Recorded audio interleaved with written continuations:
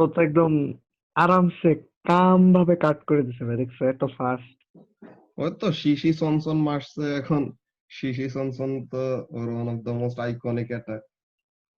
তাইলে পরে ওইদিকে তখন আপু আউট অফ কাউন্ট আছে ভালো, কিন্তু কুইন রে যা করলো একদম। হ্যাঁ, কুইন তো ভাই ভয় পেয়ে গেছিল জোরকে দেখে। কুইন ভাই ফানি একটা ক্যারেক্টার, এই জন্যই ভয় পাইছে, নর্মালি ভয় পাইতো না। হ্যাঁ এমনি আর কি, ওর যে গ্যাগ যে ফেসটা আছে, চোখ মুখ বাইরে আসে ওরকম। হ্যাঁ হ্যাঁ।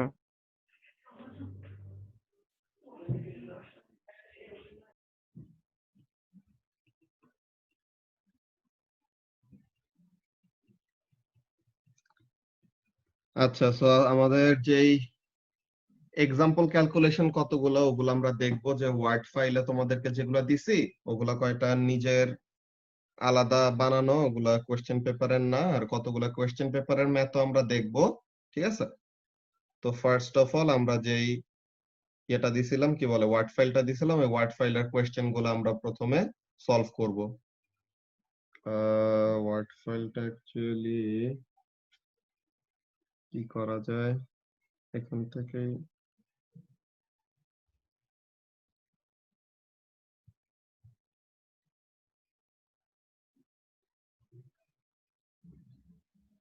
আচ্ছা, তো এখন এখানে থেকে আমাদের ওয়ার্ড ফাইলটা দেখা লাগবে। Let's see.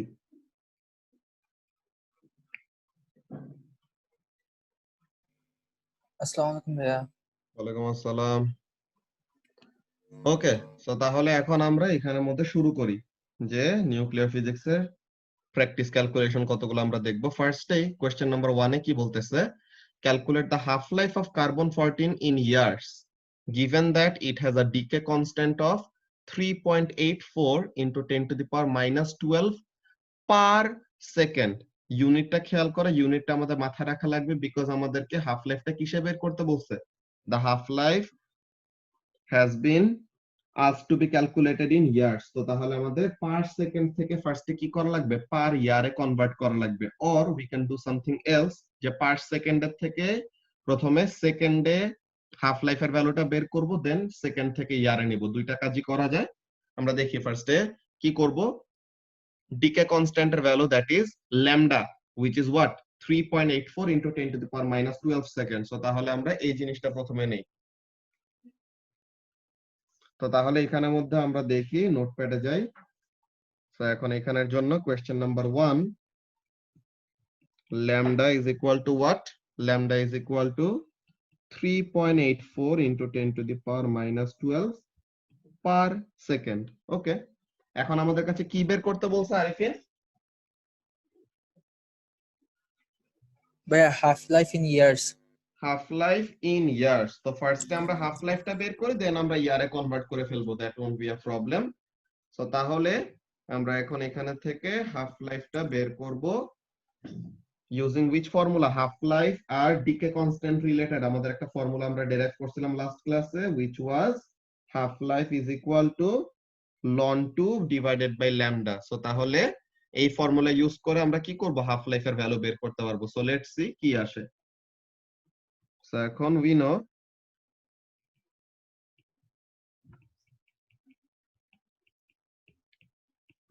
t half, that is half life, is equal to ln 2 divided by lambda.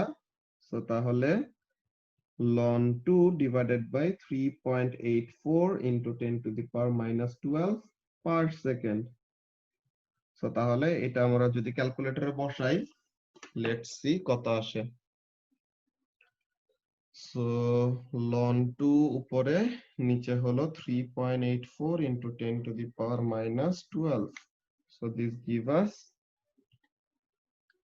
1.805070783 into 10 to the power 11, ইউনিটটা কি, সেকেন্ডস।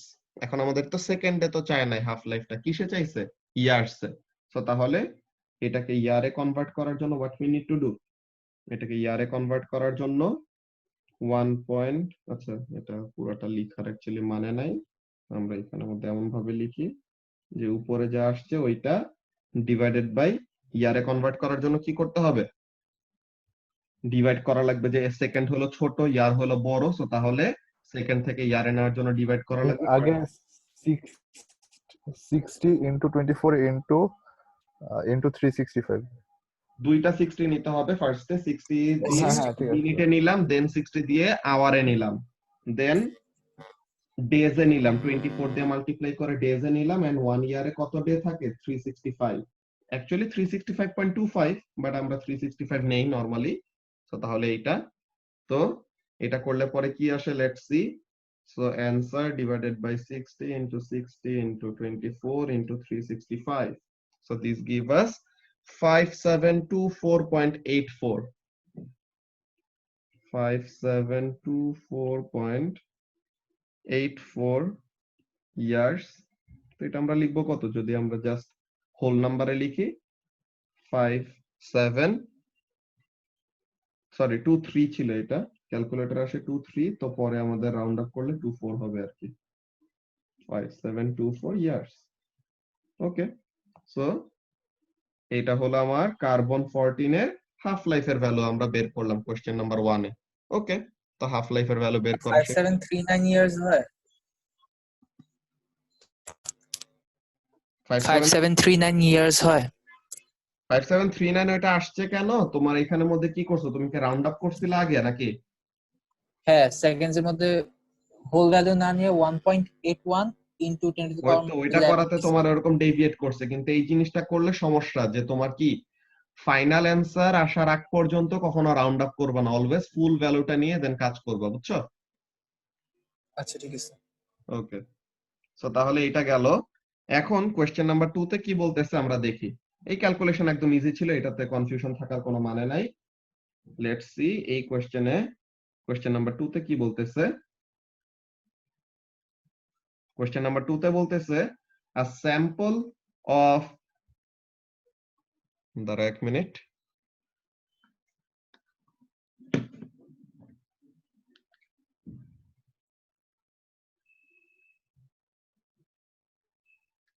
আচ্ছা, সো এখন a sample of 3 into 10 to the power 23 carbon atoms. তো তাহলে স্যাম্পলের মধ্যে কতগুলি কার্বন অ্যাটম আছে, total carbon atom আছে 3 into 10 to the power 23 টা, is removed for investigation from a block of living wood, যে আমরা একটা লিভিং উড থেকে এতগুলা কার্বন অ্যাটমের একটা স্যাম্পল নিয়েছি, যেন আমরা একটা সার্টেন ইনভেস্টিগেশন করতে পারি। কি ইনভেস্টিগেশন করব এটা বলবে এখন।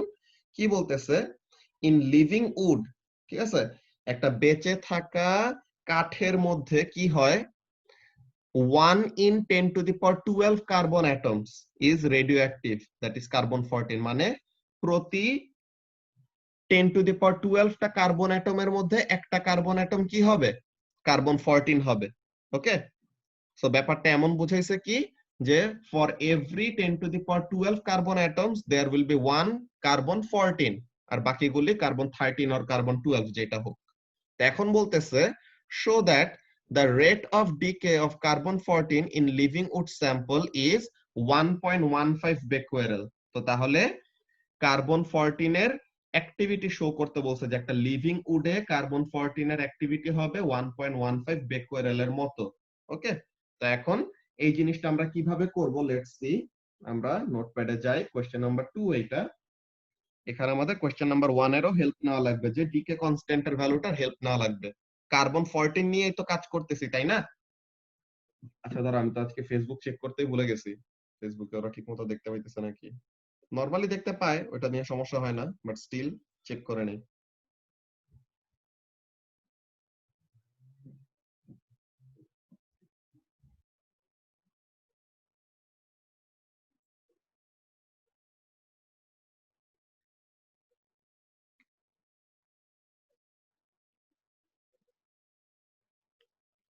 ওকে, সো তাহলে ফেসবুকে আজকে জাস্ট এখন পর্যন্ত রিশাই দেখতেছে, তো হোপফুলি কোনো প্রবলেম ফেস করতেছে না, সবকিছু ক্লিয়ারই আসতেছে। ওকে, তো তাহলে আমরা যে জিনিসটা বলতেছিলাম, যে এখানের মধ্যে কাজটা কি, টোটাল কার্বন অ্যাটমস কয়টা,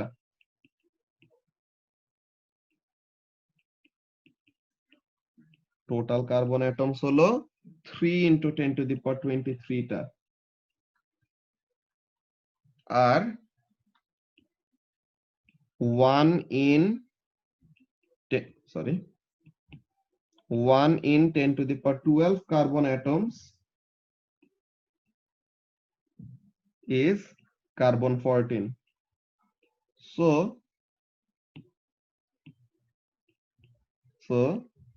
number of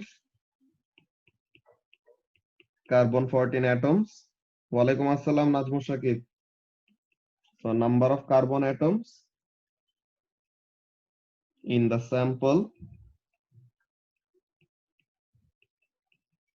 is equal to what? 1 in every 10 to the power 12 টা কার্বন অ্যাটম হলো রেডিওঅ্যাক্টিভ। সো তাহলে 3 into 10 to the power 23 টা কার্বন অ্যাটমের মধ্যে কয়টা কার্বন 14 আছে এটা বের করব। সো তাহলে what we will get 3 into 10 to the power 11. So তাহলে কার্বন 14 আছে কয়টা টোটাল? কার্বন 14 আছে হলো 3 into 10 to the power 11 টা। ওকে, তো তাহলে টোটাল কার্বন 14 আছে এতগুলা। এখন আমরা টোটাল নাম্বার অফ কার্বন 14 জানি, আর কার্বন 14 এর ডিকে কনস্ট্যান্ট জানি, যেটা কোশ্চেন নাম্বার 1 এ বলে দিছিল, which was what? Which was 3.84 into 10 to the power minus 12 per second. So তাহলে how can we determine the activity? আমাদের অ্যাক্টিভিটির একটা ফর্মুলা পড়ছিলাম, মনে আছে? এই যে আমাদের অ্যাক্টিভিটির ফর্মুলা, এই যে এটা আমরা বলছিলাম যে মাইনাসটা আমাদের এত বেশি সিগনিফিকেন্ট কিছু না, মাইনাস আমরা নরমালি ক্যালকুলেশনের মধ্যে নিব না। অ্যাক্টিভিটি ইজ ইকুয়াল টু কি? Activity is equal to decay constant multiplied by N. এনটা কি? N is the number of unstable particles or number of radioactive particles. So তাহলে অ্যাক্টিভিটি কিভাবে বের করব? Activity is equal to decay constant into number of radioactive particles. So তাহলে এখানে থেকে activity বের করি।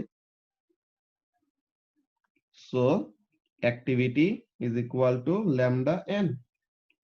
Lambda হলো 3.84 into 10 to the power minus 12 per second, এই যে এটা, and number of unstable particle which is number of carbon 14 কতগুলা? 3 into 10 to the power 11 টা। সো তাহলে এটা করলে পরে কত আসে? we get 1.152 becquerel। সো আমাদেরকে শো করতে বলছিল 1.15, সো এটা চলে আসছে।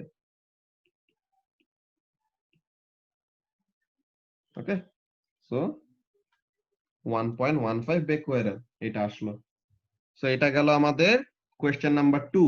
এই কোশ্চেন নাম্বার 2 নিয়ে কি কারো কোনো কনফিউশন আছে? আচ্ছা, চ্যাটে মনে হয় কেউ কিছু লিখছে, দেখি, ওয়েট।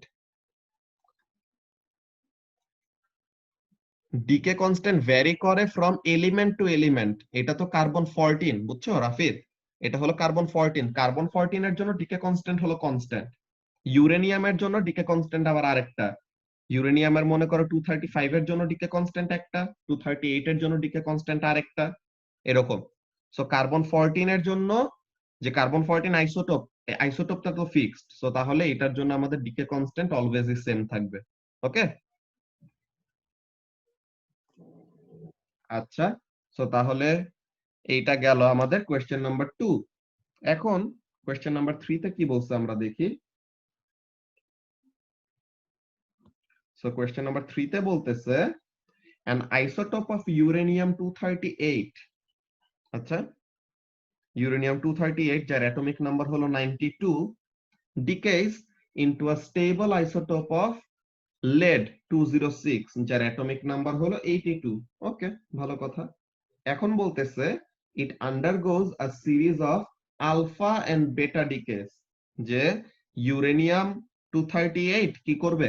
ইউরেনিয়াম 238 ডিকে করে করে করে করে ইভেনচুয়ালি lead 206 ফর্ম করবে। কিন্তু এই যে ইউরেনিয়াম থেকে যে ডিকে করে যে lead ফর্ম করবে, এটা কি হবে?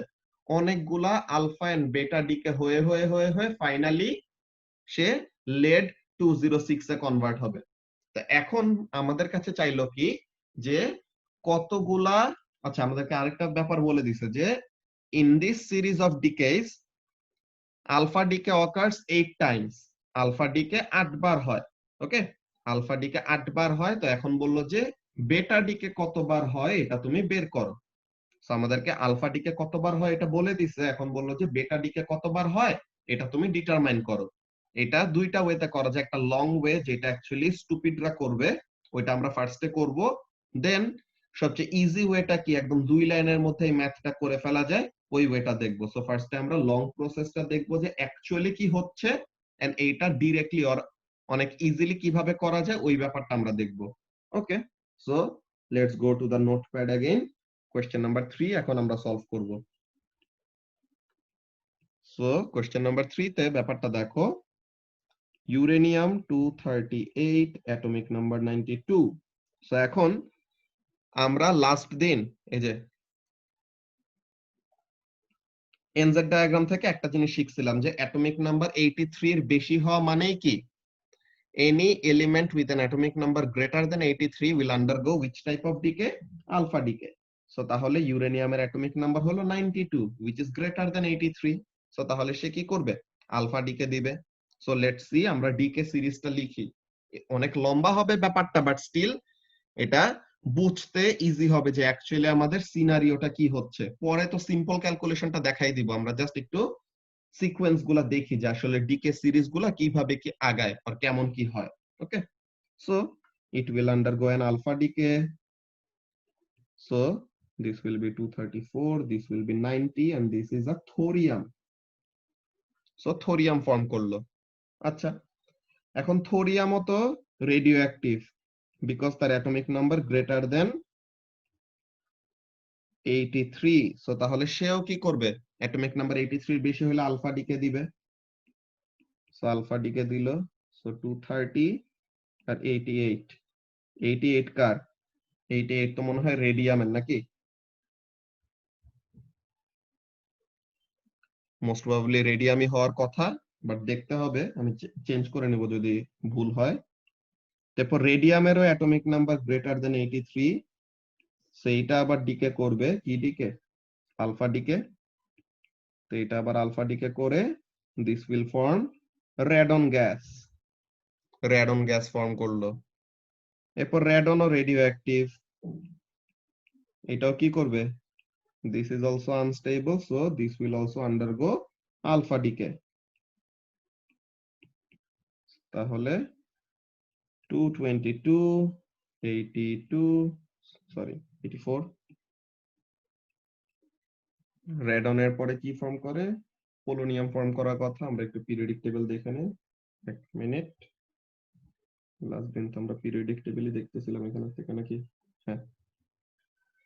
সো অ্যাটমিক নাম্বার 88 রেডিয়াম, ঠিকই ছিল। সো অ্যাটমিক নাম্বার 86 কোথায়,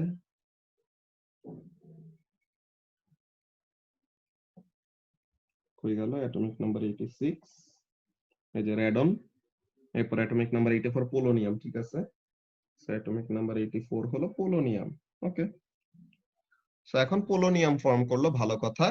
এখন পোলোনিয়ামও তো atomic number greater than 83, so সে কি করবে, polonium atomic number greater than 83, now it will again undergo alpha decay and it will form 218, 82 lead. কিন্তু এই লেডের নাম্বার অফ নিউট্রনস অনেক বেশি। হ্যাঁ, এই লেডের নাম্বার অফ নিউট্রনস অনেক বেশি, অর এখানের মধ্যে আমাদের স্পেসিফিক এই লেডের আইসোটোপটা কি, রেডিও অ্যাক্টিভ, কিন্তু তার অ্যাটমিক নাম্বার কি, তার অ্যাটমিক নাম্বার হলো 82, যেটা কি 83 থেকে কম। সো তাহলে সে আলফা ডিকে দিবে না, লেডটা কি করবে, দিস লেড উইল আন্ডারগো আ বেটা ডিকে। সে একটা বেটা ডিকে দিবে। So it forms bismuth. এখন এই বিসমাথ থেকে আবার কি হবে, এই বিসমাথ থেকে আবার এখানের মধ্যে আমাদের আলফা ডিকে ফর্ম করবে। এইভাবে করে আমাদের কি করতে থাকবে, সিরিজটা চলতে থাকবে। সো এই লং প্রসেস আরো অনেকক্ষণ লম্বা হবে, যে আলফা ডিকে হবে 8 বার, বলে দিছে 1 2 3 4 5, 5 বার আলফা ডিকে দেখছি, আরো 3টা আলফা ডিকে হবে। সো এই সিরিজটা কন্টিনিউ করে ইভেনচুয়ালি কি ফর্ম করবে, লেড ফর্ম করবে। বাট এই সিরিজটা এইভাবে কন্টিনিউ করে ক্যালকুলেশন করা তো আমাদের অ্যাকচুয়ালি মিনিংফুল না। তোমরা দেখতেই পারতেছো যে ব্যাপারটা কত লং একটা প্রসেস। তাই তো? সো তাহলে এইটা না করে আমাদের ইজি একটা গেটওয়ে আছে। কেমন? ওই জিনিসটাই আমরা দেখব। সো এই প্রসেসটা কেটে দিয়ে, যে লং প্রসেস, এটা করব না। লং এই প্রসেস দিয়ে যে অ্যান্সার ভুল আসবে এমন না, অ্যান্সার তুমি ঠিকই কারেক্ট পাবা, বাট তোমার অ্যান্সারে আসতে আসতে অনেক সময় চলে যাবে, এন্ড টাইম ওয়েস্ট করা এ লেভেলস এর এক্সামের জন্য তো একদম মনে করো সবচেয়ে বড় ক্রাইম। ওকে, সো তাহলে what we will do over here, আমরা সবচেয়ে ইজি কাজটা করব। কি ইজি কাজ? Let's see. ফার্স্টে what is our reactant? Uranium 238। what it will form? lead 206। এখন সে কি করে? আলফা ডিকে দেয়, আর সে কি করে? বেটা ডিকে দেয়। সো এখন আলফা ডিকে মানে 42, বেটা ডিকে মানে 0 - 1। আলফা ডিকে হয় কয়টা বলে দিছে? আলফা ডিকে হয় 8টা। তো এখন আমরা কি জানি? নিউক্লিয়ার ইকুয়েশনের mass number and atomic number, left hand side of the equation and right hand side of the equation মিলতে হবে না? সো বেটা ডিকে কতবার হয় এটা আমরা জানি না, সো বেটা ডিকে আমরা দিয়ে দিলাম n, যে বেটা ডিকে n টাইমস হয়, আর আলফা ডিকের নাম্বার অলরেডি আমাদেরকে বলে দিছে কতবার হয়? 8 বার। সো তাহলে let's see what happens over here, যে আমরা কি করতে পারি? Comparing the atomic numbers,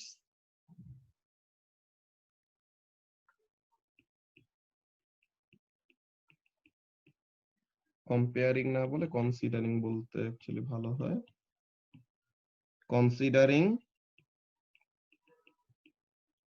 the atomic numbers,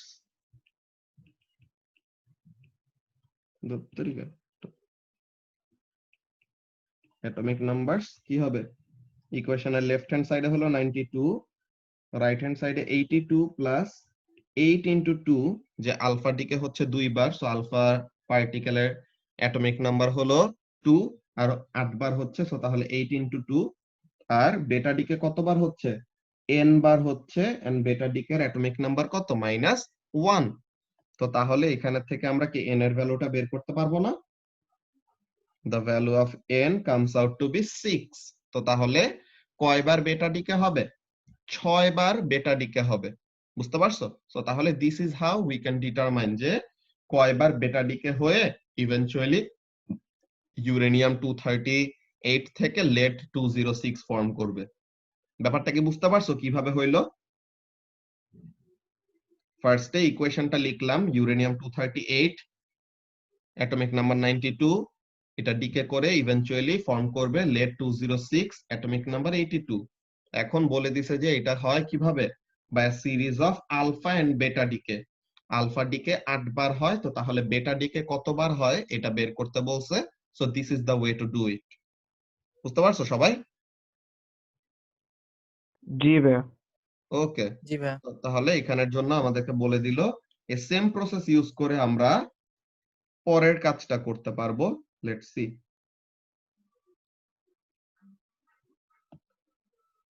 okay, question number 4।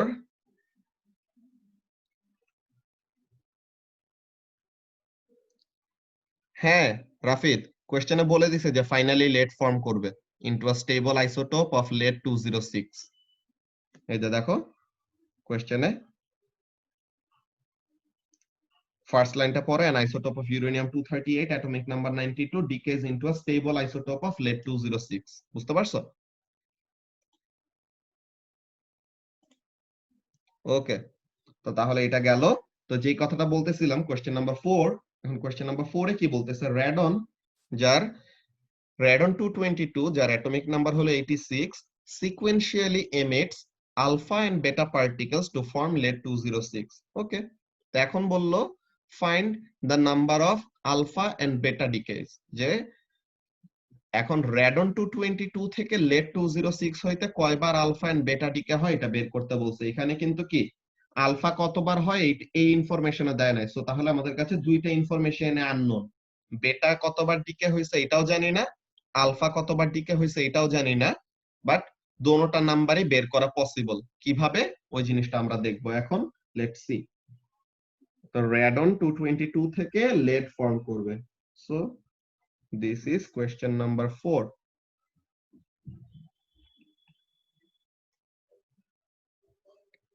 Okay, so তাহলে এখন কোয়েশ্চেন নাম্বার 4 এ আমাদেরকে কি বলতেছে, রেডন 222 যার অ্যাটমিক নাম্বার 86 এখান থেকে ফর্ম করবে কি lead 206 যার অ্যাটমিক নাম্বার 82। তা এখন এখানে সাথে কি হবে, আলফা ডিকে হবে প্লাস বেটা ডিকে হবে। আলফা মানে 4 2, বেটা মানে 0 -1। এখন আলফা কতবার হচ্ছে জানি না, সো আলফা হচ্ছে x বার, বেটা হচ্ছে y বার, মানে x টাইমস আলফা ডিকে হবে এন্ড y টাইমস বেটা ডিকে হবে। x কত y কত জানি না, এই দুইটাই আমাদেরকে বের করা লাগবে। So there is a way to do this. কিভাবে, first a considering the atomic numbers or considering the mass number, যেটাই করে একই কথা। সো তাহলে আমরা considering the mass number দিয়ে শুরু করি এইবার। So considering the mass numbers,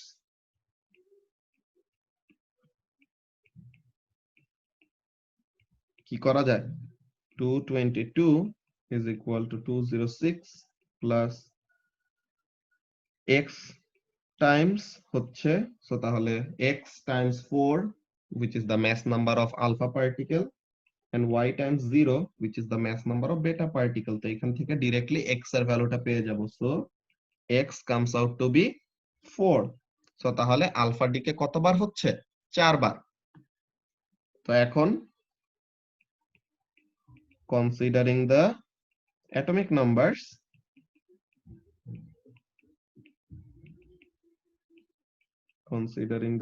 numbers, কি হবে, 86 which is the atomic number of radon, 82 which is the atomic number of lead, x into 2 হলো আলফা পার্টিকেলের অ্যাটমিক নাম্বার, আর y into -1 যে বেটা পার্টিকেলের atomic number. তো এখন এখানে x এর ভ্যালুটা আমরা বসায় দিতে পারি, যে 86 is equal to 82 plus x কত 4।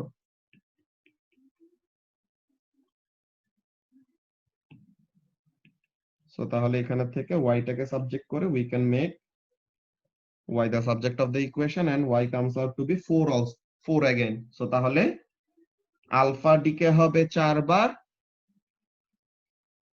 বেটা ডিকে হবে 4 বার। ওকে, আলফা ডিকে হবে 4 বার, বেটা ডিকে হবে 4 বার, দেন ইভেন্চুয়ালি ফর্ম করবে কি lead 206। Alright, so this is how we can actually determine যে x4 কিভাবে আসলো। দেখো 222 minus 206 করলে কত হয়, 16। তো 4x is equal to 16। So তাহলে x equal to কত হবে, 16/4 which is 4, তাই না রাফিদ?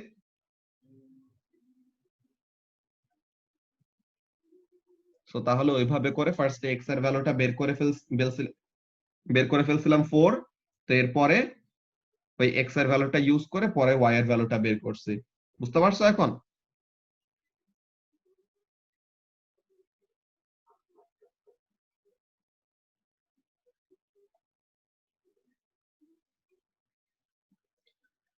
আচ্ছা, সো তাহলে জি ভাইয়া বুঝছি। হ্যাঁ, ম্যাথ নাম্বার দিয়ে একবার করবা, অ্যাটমিক নাম্বার দিয়ে একবার করবা, তো এরকম দুইটা ইকুয়েশন আসবে, দেন ওখানে থেকে x আর y এর ভ্যালুগুলো বের করলা আর কি। বুঝতে পারছো?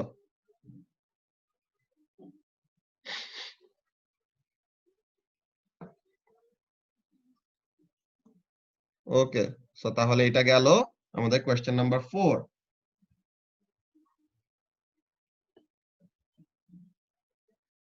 এখন আমরা কোয়েশ্চেন নাম্বার 5 দেখি। কোয়েশ্চেন নাম্বার 5 এ কি বলতেছে। কোয়েশ্চেন নাম্বার 5 এ বলতেছে a sample of carbon 14 from an archaeological site has an activity of 0.65 becquerel। যে আমরা কি করছি, এখানে আমাদের এই ওয়ার্কশিটটা বানাইছে এইভাবে যে তোমাদের আগের ইনফরমেশন গুলি আর আগের কোশ্চেন গুলির সাথে রিলেট করতে পারতে হবে। হ্যাঁ, তো এখন এখানের মধ্যে কাজটা কি দেখো, a sample of carbon 14 from an archaeological site মানে একটা অনেক আগের কোন একটা সিভিলাইজেশনের কোন স্যাম্পল এখানে থেকে খুঁজে পাইছে যার অ্যাক্টিভিটি কত 0.65 বেকুয়ারেল which had an initial activity of 1.15 যেটা আমরা কোশ্চেন নাম্বার 2 তে শো করে আসছি যে একটা লিভিং উড তার অ্যাক্টিভিটি কত থাকে একটা লিভিং উড স্যাম্পলের অ্যাক্টিভিটি থাকে 1.15 সো তাহলে লিভিং অবস্থায় থাকতে সময় যে অ্যাক্টিভিটি ছিল that is the initial activity and archaeological site থেকে পাওয়ার পর যে অ্যাক্টিভিটিটা পাচ্ছে that is the final activity which is 0.65 becquerel তো তাহলে এখন বলতেছে calculate the age of the archaeological sample যে এই আর্কিওলজিক্যাল স্যাম্পলটা মারা যাওয়ার পরে কত ইয়ার্স পাস হয়েছে এটা ডিটারমাইন করো সো তাহলে এটা আমরা কিভাবে বের করব ওই জিনিসটা আমরা দেখি ওকে so let's C over here আচ্ছা কোশ্চেন নাম্বার 1 এ মনে হয় আমরা ইউনিটে একটা ভুল করছি ইউনিটটা আমরা পার ইয়ার না লিখে ইয়ার্স এ লিখছি এখানে আচ্ছা না ঠিকই আছে এটা তো ইয়ার্স হাফ লাইফ ঠিকই আছে এটা সমস্যা না ওকে তো যে কথাটা বলতেছিলাম question number 5 let's see question number 5 কিভাবে করা যায় তো এখন কোশ্চেন নাম্বার 5 এর এখানের জন্য দেখো ইনিশিয়াল অ্যাক্টিভিটি কত যে স্যাম্পলটা লিভিং অবস্থায় যত অ্যাক্টিভিটি ছিল ওই জিনিসটা তাই তো স্যাম্পলটা লিভিং অবস্থায় যত অ্যাক্টিভিটি ছিল that is the initial activity so তাহলে A naught that is the initial activity লিখে রাখি যেন কনফিউশন না থাকে সো তাহলে A naught which is the initial activity এটা কত 1.15 becquerel and A which is the final activity or the present activity যেটাই বলো or the activity after time t which is 0.65 becquerel and we know the decay constant of carbon 14 carbon 14 এর জন্য decay constant কি change হবে Rafid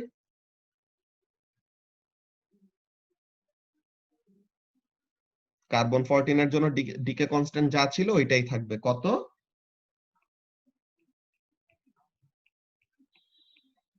decay constant ছিল 3.84 into 10 to the power minus 12 per second so তাহলে that was the decay constant of carbon 14 তো এখন এটা দিয়ে আমরা কি করব we will have to determine the time যে এই আর্কিওলজিক্যাল স্যাম্পলটা কত পুরানো যে কত বছর আগে আর্কিওলজিক্যাল ওই স্যাম্পলটা যে গাছের টুকরা থেকেই তো বানাইছি এর জন্যই তো উডের সাথে কম্পেয়ার করতেছে সো তাহলে এটা কত হাজার বছর আগের ওই জিনিসটা আমাদের বের করতে হবে তো এখন which formula to use আমরা এটা লাস্ট ক্লাসের লেকচারে পড়ে আসছি এই যে অ্যাক্টিভিটির এই ফর্মুলাটা ইউজ করব এই ফর্মুলা কি activity after time t is equal to initial activity into e to the power minus lambda t so তাহলে a is equal to a naught e to the power minus lambda t so তাহলে এই formula use করব এখানে থেকে টাইমটা বের করব basically তো we know a is equal to a naught e to the power minus lambda t এখন দুই পাশে ইকুয়েশনের দুই পাশে যদি আমরা লন নিয়ে নেই যে ন্যাচারাল লগারিদম নিয়ে নেই সো তাহলে অর ফার্স্টে আমরা এমন করতে পারি যে a by a naught is equal to e to the power minus lambda t then আমরা লন নেই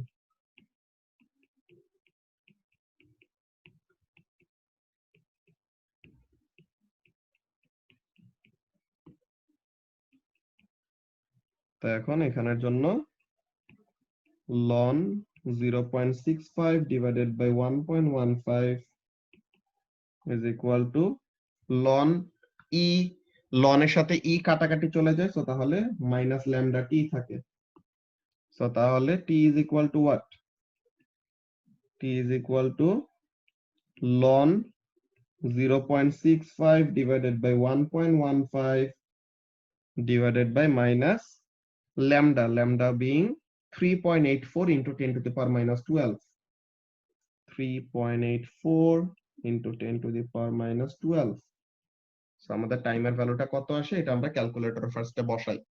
ফার্স্টে রাউন্ড আপ করবা না, ফার্স্টে তোমাদের কি করা লাগবে, হোল ভ্যালুটা বের করা লাগবে। দেন টাইমটা যে আসবে, টাইমটা কিসে আসবে, আমরা ডিকে কনস্ট্যান্ট কিসে নিছি, ওয়াও পেন্সিলের চার্জ চলে যাচ্ছে। আচ্ছা, তো তাহলে যেটা বলতেছিলাম, আমরা টাইমটা কিসে নিচ্ছি, টাইমটা নিচ্ছি আমরা পার, টাইম কনস্ট্যান্ট আমরা পার সেকেন্ডের টাইম কনস্ট্যান্ট নিচ্ছি। সো তাহলে আমাদের যে অ্যানসারের টাইমটা আসবে, টাইমটাও কিসে আসবে, সেকেন্ডে আসবে। সো তাহলে ফার্স্টে আমাদের যে টাইমের ভ্যালুটা আসবে, লেটস রাইট ইট ডাউন, যে আমাদের যে টাইমের ভ্যালুটা আসবে এটা কত হয় ক্যালকুলেটরে যদি বসাই, let's see, the time comes out to be 1.485793902 into 10 to the power 11, এতগুলা, এত সেকেন্ড আর কি বেসিক্যালি। তো এখন সেকেন্ড থেকে ইয়ারে কনভার্ট করার জন্য কি করব, আগের মতো কাজ, যা আসছে ওটাকে divided by 24 into 365 into 60 into 60। তো তাহলে ইয়ার্সে চলে আসবে, which will be what, answer divided by 24 into 365 into 60 into 60। So 4711.421557 years। So this is 4711 years। তো তাহলে 4711 ইয়ার হবে। এই ক্যালকুলেশনটা নিয়ে কি কারো কোনো কনফিউশন আছে? রাফিদ, বুঝতে পারছো এটা?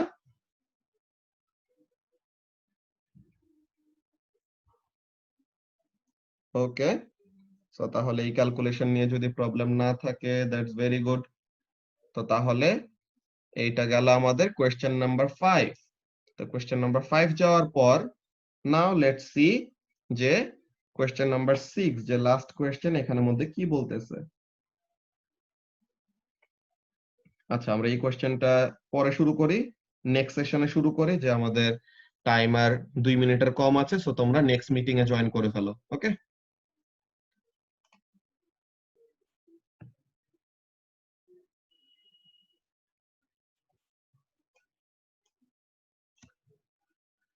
আচ্ছা, সো তাহলে আমাদের কোয়েশ্চেন নাম্বার 1 2 3 4 5 শেষ। এখন আমরা কোয়েশ্চেন নাম্বার 6 টা দেখি, কোয়েশ্চেন নাম্বার 6 এর জন্য কি বলতেছে। ওকে, এখন কোয়েশ্চেন নাম্বার 6 এর ফার্স্ট এর ইনফরমেশনটাই আমাদেরকে কি দিল, carbon 14 has a half life of 5730 years. Okay, তো কার্বন 14 এর হাফ লাইফের ভ্যালু দিছে 5730 ইয়ার্স। এখন বলল এ নাম্বার কোয়েশ্চেনে যে explain why it is not suitable for dating things older than 60,000 years।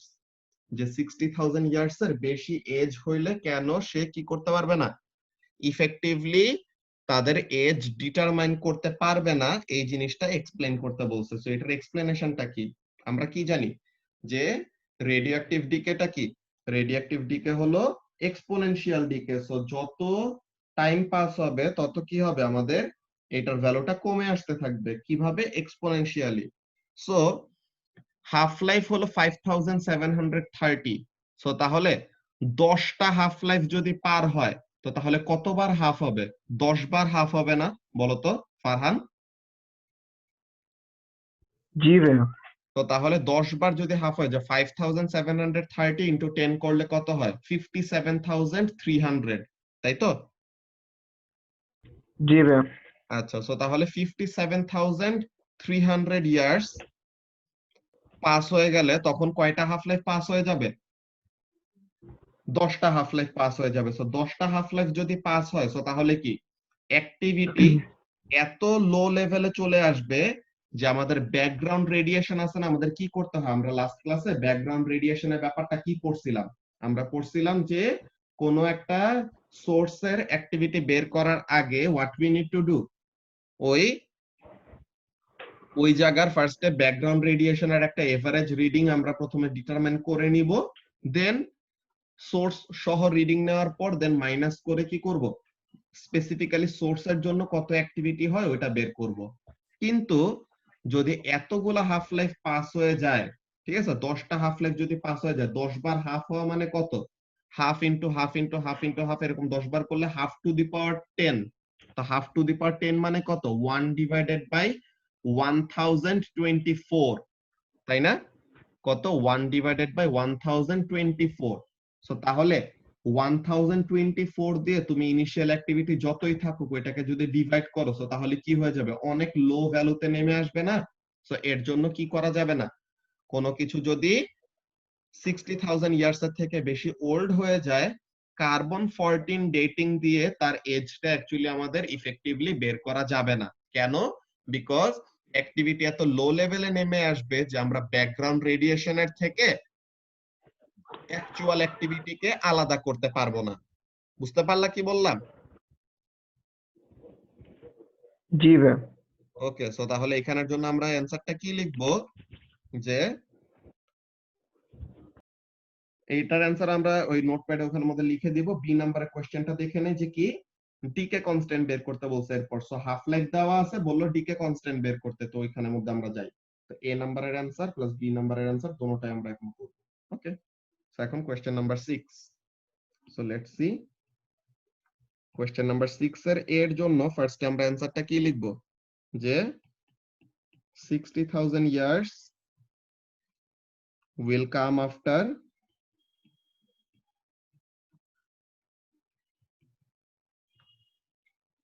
10 half-lives for carbon 14.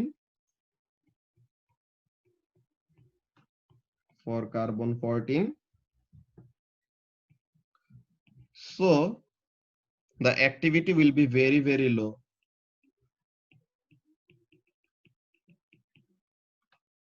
So the activity after 60,000 years will be very, very low. Sorry. কি হইতেছে এখানে? Very, very low. তো তাহলে and thus it will be difficult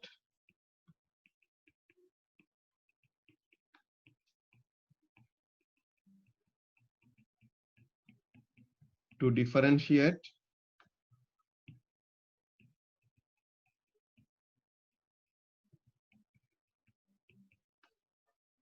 from the background radiation.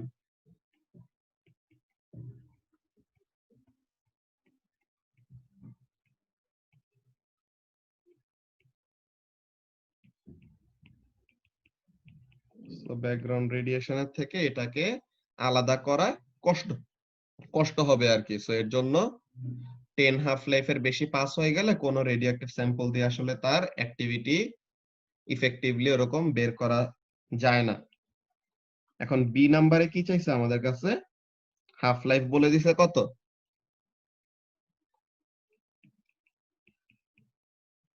Half life that is T half is equal two 5730 years, তো এটা বলে দিছে। তো এখন বলল যে ডিকে কনস্ট্যান্ট বের করতে, তো আমরা হাফ লাইফ আর ডিকে কনস্ট্যান্ট রিলেটেড ফর্মুলা উপরেও লিখে আসছি যে half life is equal to ln 2 divided by lambda, that is decay constant.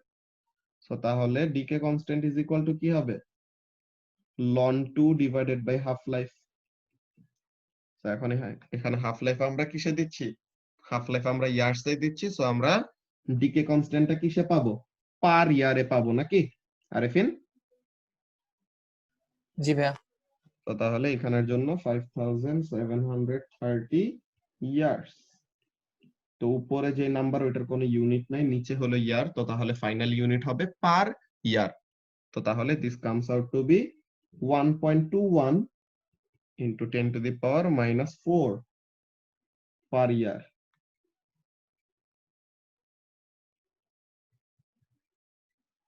Okay, so that is question number 6b, যে কার্বন 14 এর ডিকে কনস্ট্যান্ট বের করতে বলছো, এটা করলাম, পার ইয়ারে বের করে রাখছি। ওকে, এরপরে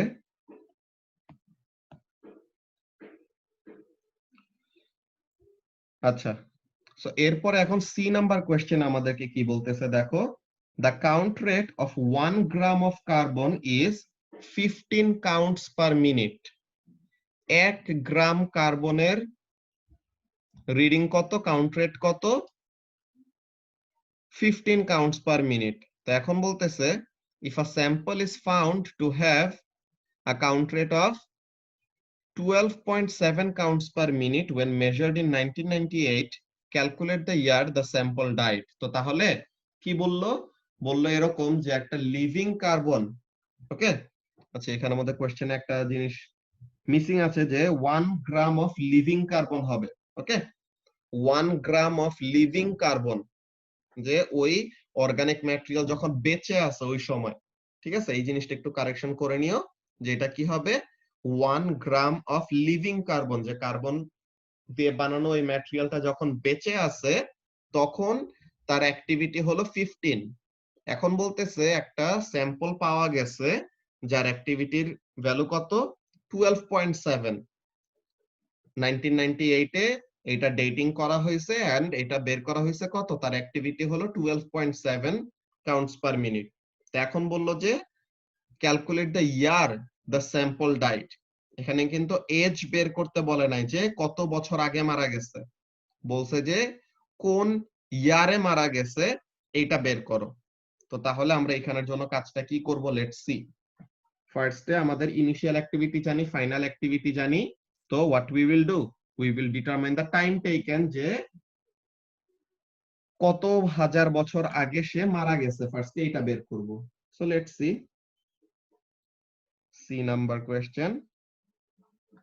এর মধ্যে আমাদের কি ইনিশিয়াল অ্যাক্টিভিটি কত, যে যখন নাকি সে বেঁচে আছে তখন তার অ্যাক্টিভিটি হলো 15।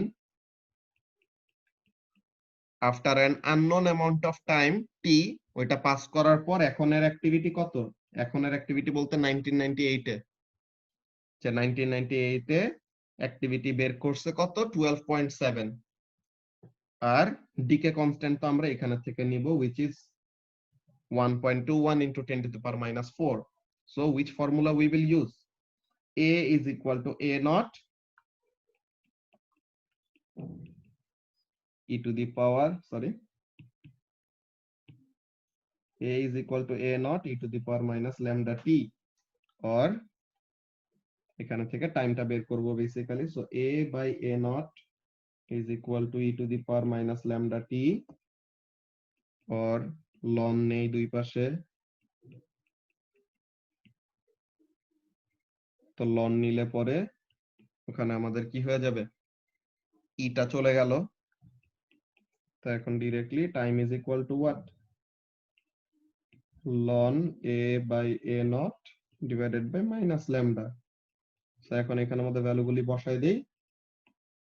a কত 12.7, a naught কত 15, lambda কত 1.21 into 10 to the power minus 4, 1.21 into 10 to the power minus 4 per year.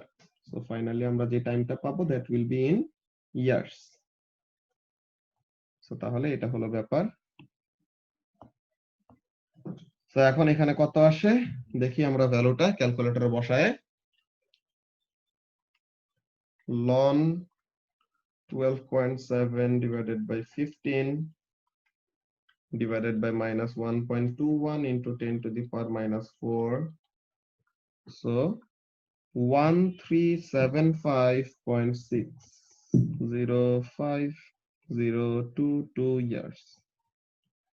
তো এত বছর আগে স্যাম্পলটা মারা গেছে, ওকে, এত বছর আগে স্যাম্পলটা মারা গেছে এইটা। তো এখন আমরা যদি ইয়ার অফ ডেথ বের করি, সো তাহলে year of death, sorry, is equal two what, 1998 A measure করছে যে এত হাজার বছর আগে মারা গেছে। সো তাহলে কোন ইয়ারে মারা গেছে ওইটা আমরা বের করতে পারবো নাকি। সো ইয়ার অফ ডেথ কি হবে, অ্যাক্টিভিটি মেজারমেন্ট ডেট হলো 1998, আর 1998 এ ডেট করে বের করা হয়েছে কি যে 1375 বছর আগে এটা মারা গেছে। সো তাহলে কত ইয়ারে মারা গেছে, কোন ইয়ারে মারা গেছে ওইটা আমরা বের করতে পারবো, which is 622.4। সো তাহলে 622 AD। তো দ্যাট ইজ দ্য ইয়ার, যে ইয়ারে এই আর্কিওলজিক্যাল সাইটের এই স্যাম্পলটা মারা গেছিল। ঠিক আছে, 622 AD ওই ইয়ারে। 622 খ্রিস্টাব্দে। আচ্ছা, তো তাহলে ওই ইয়ারে কি করছে, এই স্যাম্পলটা মারা গেছিল। সবার কাছে কি ক্লিয়ার হয়েছে এইসব ক্যালকুলেশন আমাদের অ্যাকচুয়ালি কিভাবে করা লাগবে? এগুলি ক্যালকুলেশন কিন্তু একদম ইজি, সব ফর্মুলা দেওয়া থাকবে, just simply you will have to choose যে কোন ফর্মুলা দিয়ে তুমি এটাকে ইজিলি ক্যালকুলেট করতে পারবা।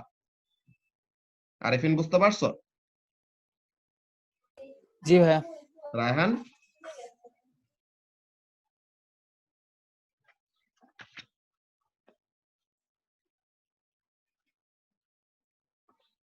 ভাইয়া আমাকে কি কিছু বলছিল?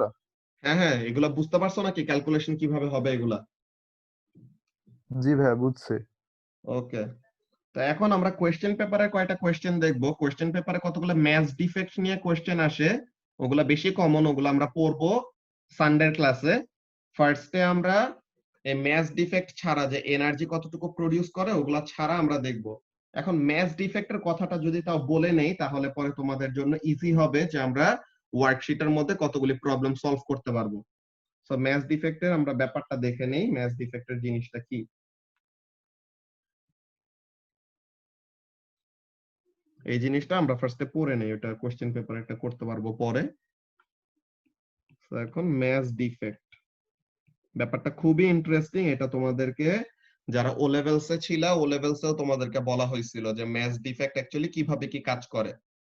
যে এটা কাদের ক্লাসে, ফারহানদের ক্লাসে বলা হয়েছে, তোমাদের ব্যাচের তো একদম প্রথম থেকে ও লেভেলস নিছি আমি। সো তোমাদের ব্যাচে এরকম একটা কথা বলছিলাম যে একটা নিউক্লিয়াস কি দিয়ে বানানো? প্রোটনস আর নিউট্রন দিয়ে। প্রোটনস আর নিউট্রনস দিয়ে বানানো। ওকে, ভেরি গুড। তো এখন একটা প্রোটনের মাস একটা সার্টেন ভ্যালু, একটা নিউট্রনের মাস একটা সার্টেন ভ্যালু। ওকে, ভালো কথা। এখন প্রোটনস আর নিউট্রনস গুলিকে, হ্যাঁ, প্রোটনস আর নিউট্রনস গুলিকে আমি ইন্ডিভিজুয়ালি এরকম আলাদা আলাদা আলাদা আলাদা করে রাখলাম, তখন তাদের মাস হলো একরকম, যেগুলি হলো প্রোটন আর নিউট্রন গুলো। ওকে, এখন প্রোটন আর নিউট্রন আমি এরকম সেপারেটলি রাখছি, এখন তাদের মাস গুলো একরকম, যে 6টা প্রোটন 6টা নিউট্রন বেসিক্যালি। এখন তাদেরকে ইন্ডিভিজুয়ালি যে অনেক দূরে দূরে একজন আরেকজনের কোনো কাছে ধারে নাই এরকম একটা ডিসটেন্সে রাখছি, তখন তাদের ম্যাস আছে একটা সার্টেন ভ্যালু। ওকে, ভালো কথা। মনে করো ম্যাসের ভ্যালু এক্স। এখন এগুলো হলো তাদের ম্যাসের ভ্যালু এক্স, নিউট্রনের ম্যাসের ভ্যালু ওয়াই দেই। তোমাদের কাছে মনে হতে পারে ওয়াই ভ্যালু ওয়াই দেওয়ার দরকারটা কি, প্রোটন আর নিউট্রনের ম্যাস তো সেম, কিন্তু না, এটা তোমাদেরকে একদম প্রথম থেকেই বলে আসতেছি, neutrons are slightly heavier than a proton. Okay, নিউট্রনের ম্যাস প্রোটনের থেকে একটু বেশি, এটা একদম থার্ড ডেসিমাল প্লেসে যায় ডিফারেন্সটা বোঝা যায়, বাট স্টিল একটু হইলেও বেশি নিউট্রনের ম্যাস। আচ্ছা, ভালো কথা। সো এখন নরমালি তোমাকে যদি আমি বলি যে প্রোটন গুলার ম্যাস আর নিউট্রন গুলার ম্যাস যদি সবগুলা অ্যাড করো তো তাহলে কত হবে? 6x + 6y, তাই তো ফারহান? জি ভাইয়া। তো তাহলে টোটাল ম্যাস হওয়ার কথা কত? Nucleus of the carbon atom must have a mass of 6x + 6y।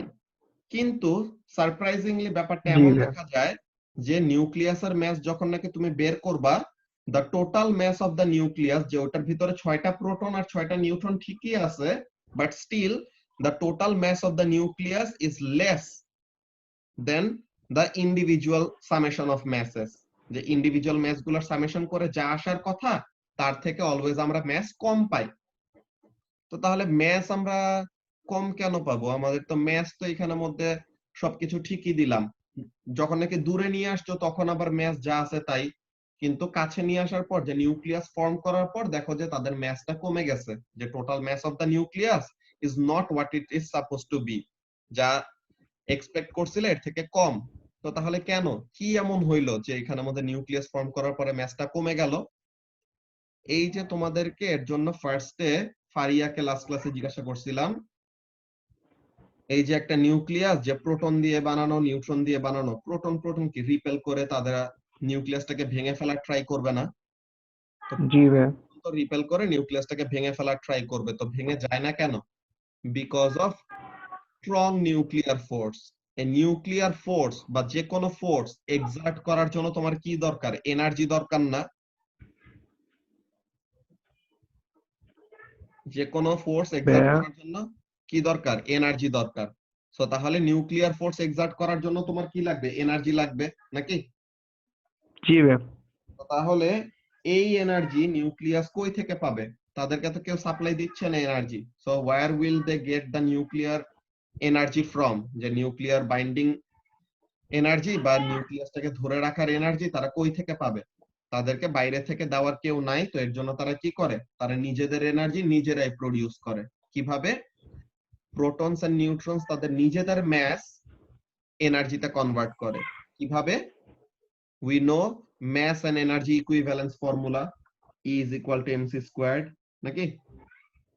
জি ভাইয়া। তো এই ফর্মুলা ওয়াইজ কি হয়? the protons and neutrons contribute some of their mass to energy, তাহলে যেন ওই এনার্জি দিয়ে তারা কি করতে পারে? নিউক্লিয়াসটাকে ধরে রাখতে পারে। so that energy is called nuclear binding energy. তো এখন total mass of protons and neutrons এটা একটা ভ্যালু, আর টোটাল mass of nucleus এটা একটা ভ্যালু। তাদের দুইজনের ভ্যালুর মধ্যে কি আছে? একটা ডিফারেন্স আছে। তো এই ডিফারেন্স ইন ম্যাস এইটাকেই বলা হয় ম্যাস ডিফেক্ট। যেইটা টাইটেল আমরা ফার্স্টে দিলাম আজকে, যে ম্যাস ডিফেক্ট কি জিনিস? ম্যাস ডিফেক্ট হলে যে প্রোটনস আর নিউট্রনস এর মধ্যে কি বলে, নিউক্লিয়াসের টোটাল ম্যাস আর ইন্ডিভিজুয়াল ম্যাস অফ প্রোটন আর নিউট্রনের সামেশন, তাদের মধ্যে যে ডিফারেন্সটা, এটাকে আমরা কি বলতেছি? ম্যাস ডিফেক্ট বলতেছি। ব্যাপারটা কি? এটা তোমাদের স্টুডেন্ট বুকে অনেক সুন্দর করে বোঝানো আছে। আমরা স্টুডেন্ট বুকে যাই, ওখানে থেকে আমরা অনেক ভালো মতো বুঝতে পারবো ব্যাপারটা কি হয়। So let's go to the student book. ভাইয়া বলো। এখানে মানে ম্যাচটা কমে যাচ্ছে কেন? এখানে তো ভাইয়া কোনো মানে এটা তো স্পিড অফ লাইটের কাছাকাছিও না। এটা তো বলতে গেলে এটা মানে তো একটা স্পিড অফ লাইটের রিলেটিভলি কাছাকাছি অনেক কম যাওয়া স্পিডে দিয়ে মুভ কথা করতেছে, না। তাহলে তো হওয়ার কথা না। তোমার এখানে এটা একটা বড় মিসকনসেপশন আছে তোমার, যে তোমার কাছে মনে হয় যে ম্যাস থেকে এনার্জিতে কনভার্ট করার জন্য the mass must move at speed of light square. এমন না। ব্যাপারটা হলো mass readily can be converted to energy. ঠিক আছে? ম্যাসকে কি করা যায়? এনার্জিতে ডিরেক্টলি কনভার্ট করা যায়। It doesn't have to be C squared speed. ঠিক আছে? এই সি স্কোয়ারটা হলো তোমার কনস্ট্যান্ট। ওকে? যে ইকুয়েশনে কনস্ট্যান্ট থাকে না ওরকম, যে energy is directly proportional to the mass. এখন প্রপোর্শনালিটি সাইন সরাইলে যে কনস্ট্যান্টটা আসবে, that constant comes out to be C squared. It doesn't mean যে তোমার ম্যাসটাকে এনার্জিতে কনভার্ট হওয়ার জন্য it must move at the speed of light. ঠিক আছে? সো তাহলে এখানের মধ্যে ব্যাপারটা কি? Mass can be converted to energy, and যত ম্যাস দিবা তত বেশি এনার্জি পাবা, যত কম ম্যাস দিবা তত কম এনার্জি পাবা। So what does that mean? Energy is directly proportional to the change in mass. So তাহলে where does the C square come from? This is the proportionality constant. বুঝতে পারছো? কিন্তু ভাই তাহলে পার্টিকেল ফিজিক্সে তো বোধহয় অন্য একটা পড়লাম আমরা তাহলে। পার্টিকেল লাইক ফিজিক্স ওইটা ম্যাস পড়তে আমরা রিলেটিভিস্টিক ইফেক্ট, যে পার্টিকেল যখন নাকি স্পিড অফ লাইটের কাছে দিয়ে যায় তখন তাদের ম্যাস ইনক্রিজ করে। এটা যে কোনো পার্টিকেলের জন্য, যে ওই সময় আমাদের রিলেটিভিস্টিক ইফেক্টের ব্যাপারটা কি পড়ছি, যে রিলেটিভিস্টিক ইফেক্টের ব্যাপারটা পড়ছি যে তখন ম্যাসের ইনক্রিজটা সিগনিফিকেন্ট হয়। ঠিক আছে? এখনো তুমি যদি মনে করো দৌড়াও, ঠিক আছে, আর তুমি যদি মুভ করো আর হাঁটো, তোমার কি হবে? তোমার কিন্তু ম্যাস বাড়বে, কিন্তু ম্যাসের চেঞ্জটা তখন অনেক কম হবে, যে তুমি তখন বুঝতে পারবা না। কিন্তু তুমি যদি কি করো, সেম তুমি যদি স্পিড অফ লাইটের কাছাকাছি ওরকম রেটে মুভ করো, তখন তোমার ম্যাসের যে ইনক্রিজটা হবে, যে তোমাকে আমরা কাইনেটিক এনার্জি দিচ্ছি, কিন্তু এই কাইনেটিক এনার্জিটা বাড়তেছে not for the reason that your velocity is increasing, তখন তোমার কি হবে, ম্যাস ইনক্রিজ করা শুরু করবে। এটা হলো আমাদের রিলেটিভিটির ব্যাপার। ওকে, ওইটা আমাদের রিলেটিভিস্টিক ইফেক্টের মধ্যে আমরা ওই তিনটা জিনিস পড়ছিলাম না, বলো তো রায়হান? রিলেটিভিস্টিক ইফেক্টের মধ্যে তিনটা জিনিস কি কি পড়ছি? একটা হলো ম্যাস বাড়বে, সরি, একটা হলো এখানের মধ্যে ম্যাস বাড়বে, টাইম আস্তে আস্তে ফ্লো করবে, আর লেন্থ কন্ট্রাকশন হবে, লেন্থ কমবে। এই জিনিসগুলা কখন, এই স্পেশাল কেসগুলো আমাদের অ্যারাইজই করে, সব সময় করে কিন্তু আমরা বুঝি না, কিন্তু সিগনিফিকেন্ট হয় কখন, যখন নাকি স্পিড অফ লাইটের কাছে দিয়ে মুভ করে ওই সময়। ওকে, জি ভাই বুঝছি। তো তাহলে এখানের জন্য আমরা ওই ম্যাচ ডিফেক্টের ব্যাপারটা এখন দেখবো। এখান থেকে let's go two match defect. এই যে এখানে, এটা আগের ব্যাচের জন্য লেখা ছিল, এটা একটু মুছে নেই।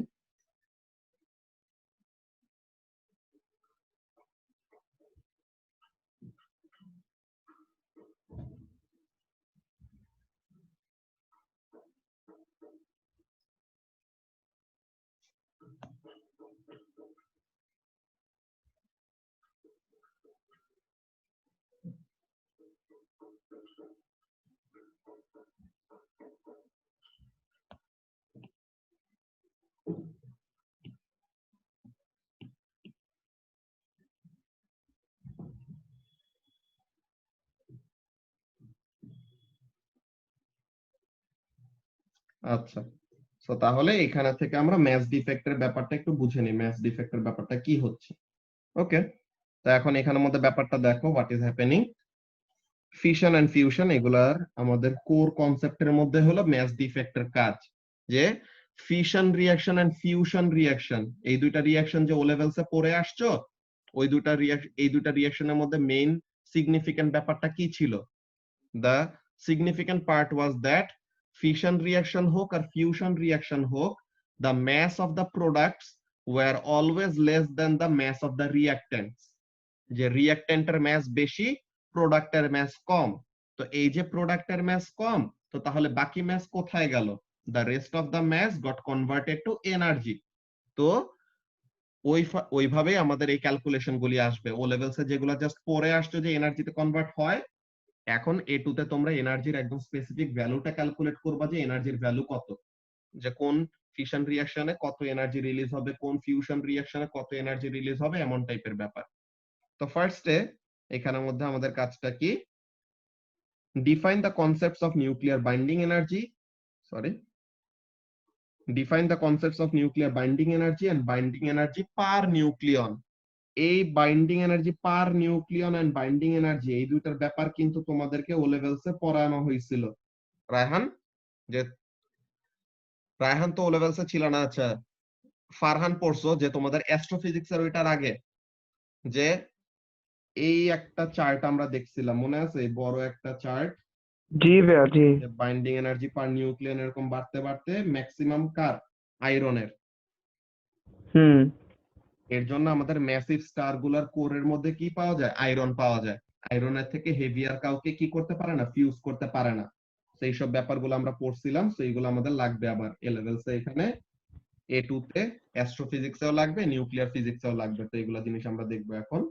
ওকে, সো যেটা বলতেছিলাম এখানের মধ্যে কনসেপ্ট অফ ওইটাই না ভাইয়া, ওই যে হাইড্রোজেন ফিউজ হয়, অক্সিজেনও হয়, অনেক কিছু যে হ্যাঁ, হয়। হাইড্রোজেন ফিউজ করে ইভেনচুয়ালি হিলিয়াম ফর্ম হ্যাঁ করবে, হ্যাঁ হ্যাঁ, দেন জি হিলিয়াম জি ভাইয়া, করে বুঝলাম। কার্বন, নাইট্রোজেন, অক্সিজেন, ওগুলা। হুম হুম। ওকে, তো এরপরে কি জিনিস, make calculations of nuclear mass deficit and binding energy including use of atomic mass unit। atomic mass unit এটা আমরা পড়ছিলাম আগেও, যে universal mass unit or unified unit, যে ওয়ান আমু বলে, AMU, ঠিক আছে? অ্যাটমিক ম্যাস ইউনিট, এটার ভ্যালু হলো 1.66 into 10 to the power minus 27 KG. 1 U, এটাকে বলা হয় কত, 1 ইউ। তো 1u is a mass defined to have a mass of what? 1.66 into 10 to the power minus 27 kg.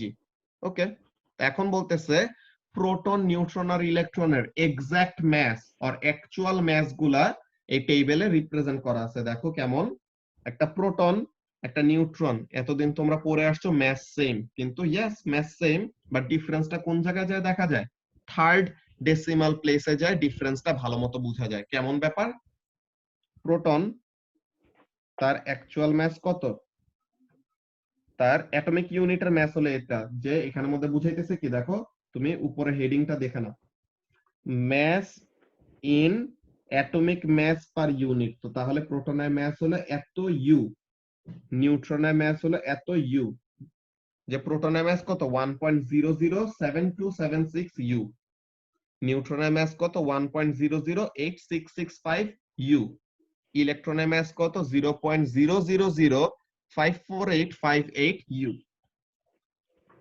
তো এখন যদি অ্যাকচুয়াল জাস্ট কিলোগ্রামে দেখো ডিরেক্টলি, যে ইউতে ইউর ফর্মে না দেখে ডিরেক্টলি কিলোগ্রামে দেখো, তাহলে কত? প্রোটনের ম্যাস 1.67 নিউট্রনেরও। তো তাহলে সেকেন্ড ডেসিমাল প্লেস পর্যন্ত ম্যাস দোনোজনের সেম, থার্ড ডেসিমাল প্লেসে যা ডিফারেন্সটা দেখো, প্রোটনের ম্যাস কত? 1.672623 into 10 to the power minus 27। নিউট্রনের ম্যাস কত? 1.674929 into 10 to the power minus 27। আর একটা ইলেকট্রনের ম্যাস কত? 9.109390 into 10 to the power minus 31, যেটাকে আমরা 9.11 into 10 to the power minus 31 লিখে আসি। So these are the actual masses of or exact masses of proton, neutron and electron individual, যে একটা প্রোটনের ম্যাস এত, একটা নিউট্রনের ম্যাস এত, একটা ইলেকট্রনের ম্যাস এত, এমন টাইপের। ওকে, এখন এই ব্যাপারটা বলতেছে, যেটা তোমাদেরকে একটু আগে জিজ্ঞাসা করে আসছি, কি জিনিস? We might expect that if we know the constituent parts of any nucleus, constituent parts মানে কি? যে নিউক্লিয়াস যে জিনিসগুলা দিয়ে বানানো, ওগুলা হলো নিউক্লিয়াসের constituent part, that is protons and neutrons basically. তো আমাদের কাছে মনে হইতে পারে যে আমরা যদি ইন্ডিভিজুয়াল প্রোটন আর নিউট্রনের ম্যাস জানি, যাদেরকে দিয়ে নিউক্লিয়াস বানানো তাদের ম্যাস যদি জানি, তো তাহলে we can calculate its mass by finding the total mass of its nucleons. But it actually true না। কেন? However, in practice we find that the actual mass measured of a nucleus is always less. Actual mass of nucleus is always less than the total mass of its constituent nucleons. তো তাহলে এই constituent nucleon কি করতেছে? Drill machine use করতেছে পাশে building এ। আচ্ছা, তো তাহলে যেটা বলতেছিলাম, যে measured mass of a nucleus is always less than the total mass of its constituent nucleons. তো এই যে ম্যাসটা কম পাচ্ছি, this difference in mass is called mass deficit or mass defect. তো this difference in mass is called the mass deficit, delta m, or mass defect, delta m দিয়ে represent করা হয়। Okay, তো work এক্সাম্পলটা দেখো, this is very elaborate and সবার বোঝা উচিত যে অ্যাকচুয়ালি কিভাবে কাজ করতেছে ব্যাপারটা। Okay, let's see. এই রেড কালার দিয়ে তারা নিউট্রন শো করছে, যে টোটাল কয়টা নিউট্রন আছে? 6টা। Total mass of 6 neutron. 6টা নিউট্রনের ম্যাস কত হবে? 6 ইনটু একটা নিউট্রনের ম্যাস। এটা কিসে? নিউট্রনের ম্যাস এত ইউ, যে 1.008665 ইউ।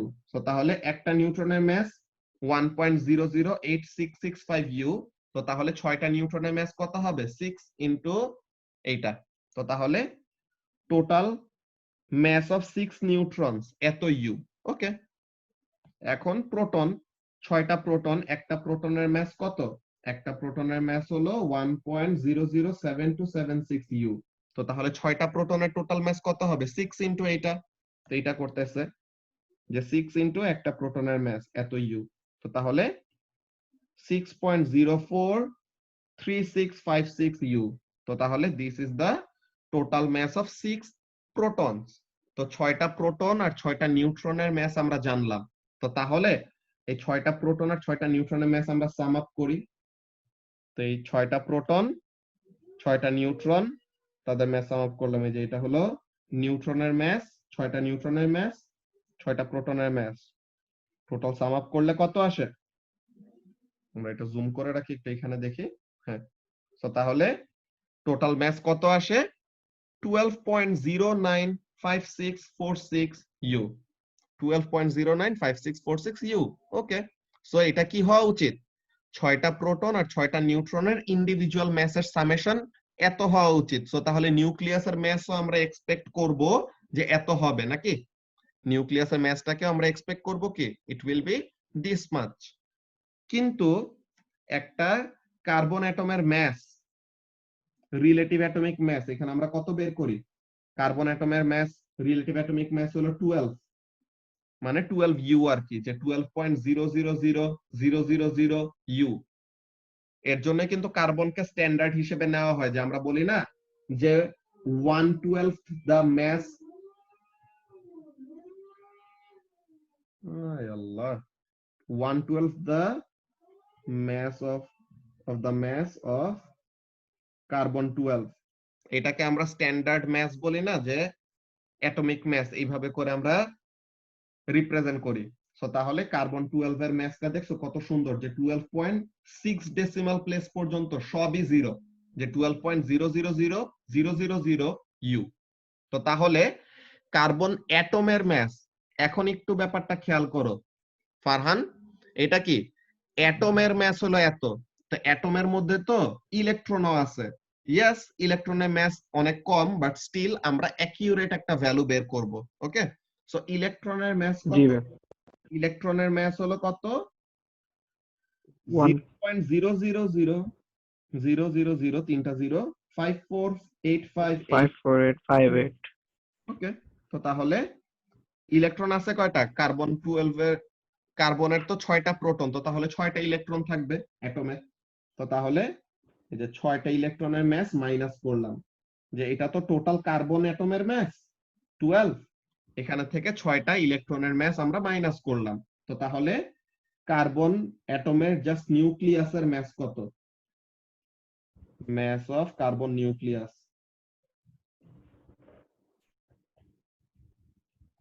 কার্বনের নিউক্লিয়াসের মাস হলো এত।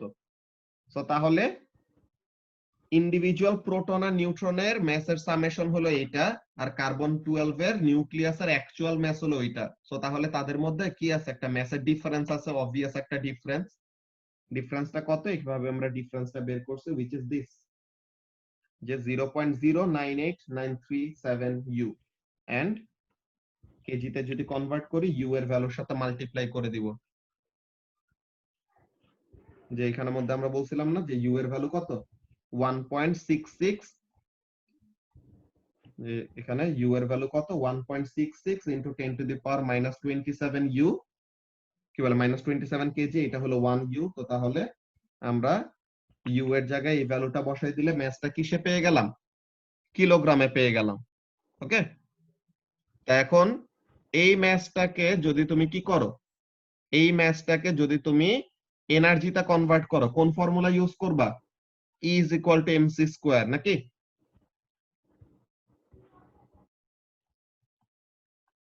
তো তাহলে জি এই ভাই, ম্যাসটাকে যদি তুমি এনার্জিতে কনভার্ট করো, আমরা একটু এটা মুছে নেই, মিনিট।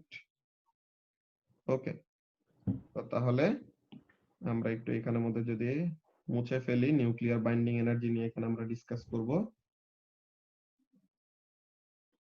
ওকে, সো এই কথাটা বলতেছে কি, the mass sorry the mass deficit comes about because a small amount of mass of the nucleons is converted to energy needed to hold the nucleus together, যে এনার্জিটাকে বলি নিউক্লিয়ার বাইন্ডিং এনার্জি, ডেল্টা ই।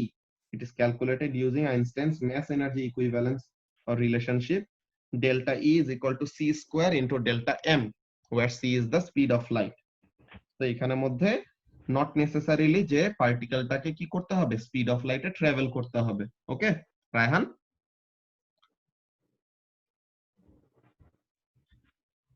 So এখন জি ভাইয়া। ওকে, so তাহলে আমাদের এই meeting আর 1 মিনিটের কম আছে।